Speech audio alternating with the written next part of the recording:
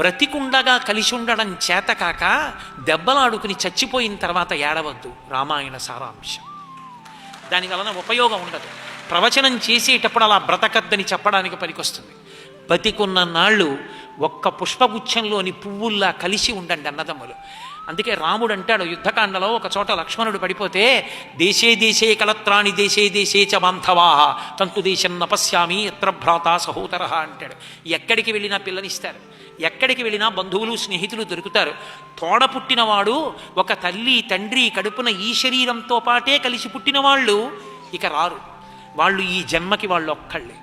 వాళ్ళే నా తమ్ముడు అని పరిచయం చేస్తే వాడే, మా అక్క అంటే అదే, మా చెల్లి అంటే అదే.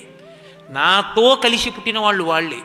నాకు అక్క అయ్యేవాళ్ళు, తమ్ముడు అయ్యేవాళ్ళు, అన్న అయ్యేవాళ్ళు ఉండొచ్చు, కానీ ప్రధాన స్థానాలు అవి రక్త సంబంధం అయినప్పుడు ఆ స్థానాలు దెబ్బలాడుకుంటే మనుష్య జన్మకి అసలు అర్థం లేదు. కనీసం అన్నదమ్ములుగా పుట్టిన వాళ్ళు కలిసి ఉండకపోతే, అభిప్రాయ భేదాలుంటే ఎక్కడో మీ ఇద్దరికి ఇష్టమైన ఒక్కటి చేయి చాలు. మీ అన్నయ్యకి పౌరాణికం సినిమా ఇష్టం, అన్నయ్యతో కలిసి సంతోషంగా గడపడానికి అన్నయ్యకి ఇష్టం లేనివి మానేసి అన్నయ్యతో కలిసి మాయాబజార్ సినిమాకి వెళ్ళొచ్చు చాలు. అన్నయ్యతో కలిసి అన్నదమ్ములుగా పుట్టినందుకు దెబ్బలాడుకోకుండా ఉండడానికి కావలసినంత సంస్కార బలం లేకపోతే, అన్నయ్య మాట అంటే పడలేకపోతే, కనీసం మీ ఇద్దరికీ ఏది మాట్లాడుకుంటే దెబ్బలాట రాదో అది మాట్లాడుకుని బతికేయండి తప్ప దెబ్బలాడుకుని మాటలు లేకుండా మాత్రం బతక్కండి. అలా బతికితే ఎంతమందికి చులకను.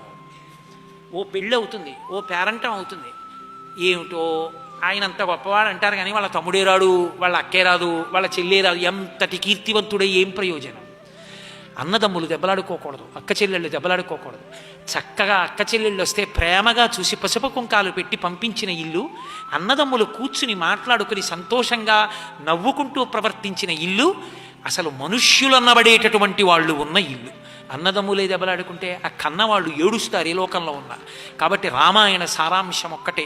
అందుకే అంతమంది అన్నదమ్ములు, చిట్ట చివరి వరకు అలా మిగిలిపోయిన అన్నలు రామలక్ష్మణ భరత శత్రుఘ్నులు.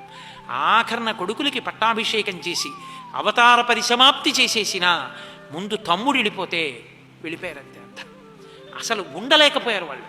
అంత అందమైనటువంటి జీవితాలు ఎలా బ్రతకాలో అన్నదమ్ములు తోబుట్టువులు మనకి నేర్పుతుంది రామాయణం.